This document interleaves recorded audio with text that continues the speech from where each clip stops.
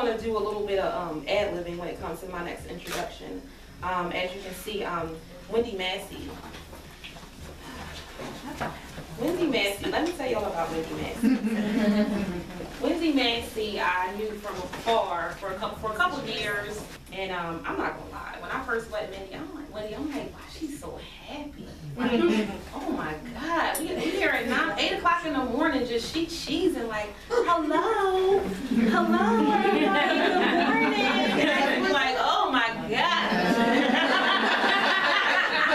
Oh my God. But then I moved into her district and I got to know her a little bit better, and I got to know the why behind why she was so happy and why she chose every day to wake up happy. And then I decided when I got to the district, I said, hey, you know what? Let me just kind of get to know some of my counterparts. And we went to lunch. And we went to lunch. We realized we had so many things in common. It was scary. I mean, up to and including, we got like a little lump on our wrist, and we got carpal tunnels and whatever this is right here and everything. You know, we both had our children relatively young, about 19 years old, 19, 20 years old. We both you know, have wonderful, wonderful husbands and wonderful families. And one thing I learned about Wendy was her passion, her desire, her choice to be happy was because she wanted everybody else to feel the same way that she does. One of the most incredible things and one of the most incredible journeys that I know about Wendy is that after putting in like 60, 70 hours a week, literally at work, she actually took the time out to create her own children's book, which is called I'm Happy Being Me. And she kind of like came in one day with the prototype of it, and had a conversation with Sean. And I was like, Sean, you know, can you just kind of be the person that tells me that my book is okay, or just let me know if you like it or not? So she sat and read it to him. And after reading that book, my son woke me up the next day and was like, I want a lemonade stand. I was like, what do you mean you want a lemonade stand? Like, I want a lemonade stand like the lemonade stand in Miss Wendy's book. And I was like, I had to be a mom after, you know, doing all my hair clients and working at the bank all day, and you know, it didn't matter because I had to do that lemonade stand. And when we put the lemonade stand at the end of the driveway, who pulls up to the driveway but Wendy? And she made him a register, you know, had the happy bands and everything, and like it was the most incredible thing in the world to me. And that's who you have with Wendy. Wendy, she is one of the most devoted, most loyal friends. I look to her for several things. Like when I had a few friends that were depressed, she actually works a phone hotline for people that are dealing with depression, suicide, anxiety, things of that nature. She sends me a very wonderful like text messages in the morning just so I can get up out of bed. And I'm like, I'm rolling over hitting the snooze button, and it's like, be great today. And I'm like, I'm like, not yet, but okay. So that's who you guys are going to actually witness for the next 20 minutes. You're going to hear her talk to you. You're going to hear her motivate you. You're going to hear her show you what being a valuable woman is and a happy woman is. And you're going to hear her power and her strength. So without further ado, I would like to introduce you to Wendy Massey. Ooh, that kind of felt really good. We're feeling a little bit had all that going on. So great afternoon, ladies and queens.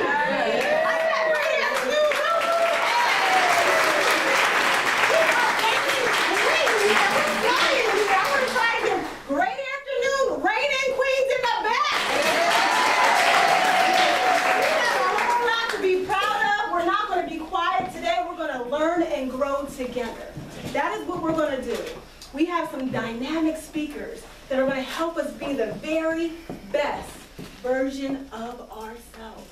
So please participate. If you guys look in your purple bags, you have a notebook and a pen.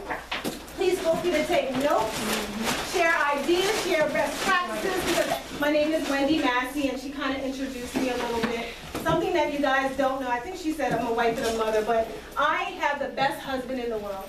I have the best husband on the planet. Yeah. I'm not worried about anybody else's man, what they doing, how they looking, how much money they make, because I got my own, and I'm very happy and blessed to have such a wonderful husband that I got with when I was 16.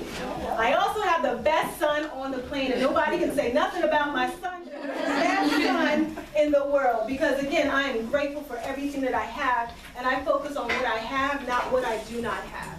So now I'm going to go ahead and jump in, and I have a question for each and every one of you. It's a rhetorical question. I just want to get those little bubbles boiling in your mind. So the question is have you ever had a moment where you played a tape in your mind you had an interaction and you asked yourself, what could I have done better? And you play over and over in your mind, I wish I would have said this, or I wish I would have said that, or I wish I would have done this. And someone asks you a question and you say, oh man, I don't think I answered that question right. Oh man, this person disrespected me and I didn't respond to them the way I'm supposed to respond to them. Oh man. And you play that tape over and over and over and over again in your mind. Now self-reflection is good. It's good to self-reflect. It's good to analyze as long as you have a plan of action.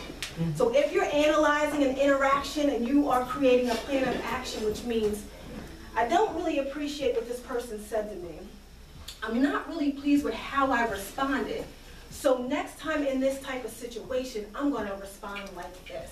Right. Now, if you are playing something in your mind and you are self-reflecting with a plan of action, that is healthy. That is something that we want to do. But if you're playing that tape over and over and over again, and you're rewinding and you're playing it, and you're rewinding and you're playing it, and you're rewinding and you're playing it, and you don't have a plan of action, you are not using your time wisely.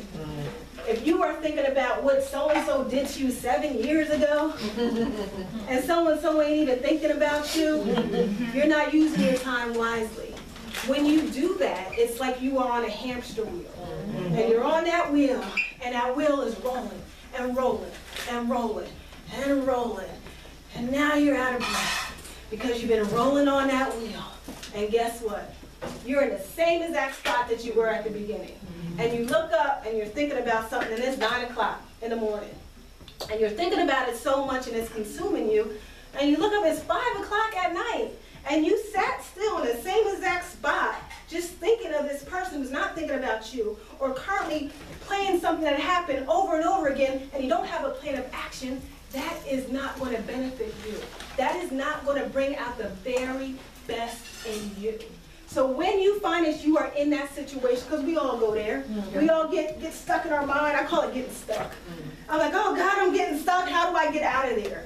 So when you find that you are getting stuck and you feel those vines going across your mind and the weeds are starting to take over your mind, and before you know it, your head hurts and you're stuck, the way you get unstuck is to remove yourself from that space. So if you're sitting on your couch and you're thinking and you find that you're on that hamster wheel, you're like, oh my goodness, I think I'm on a wheel again. And that's something I actually do. I'm like, oh my goodness, I'm on my wheel again. And I run from it. As Siobhan told you, that's real talk. I run from any form of sadness, depression, unhappiness, anything that is not happy. I don't want anything to do with it. And the reason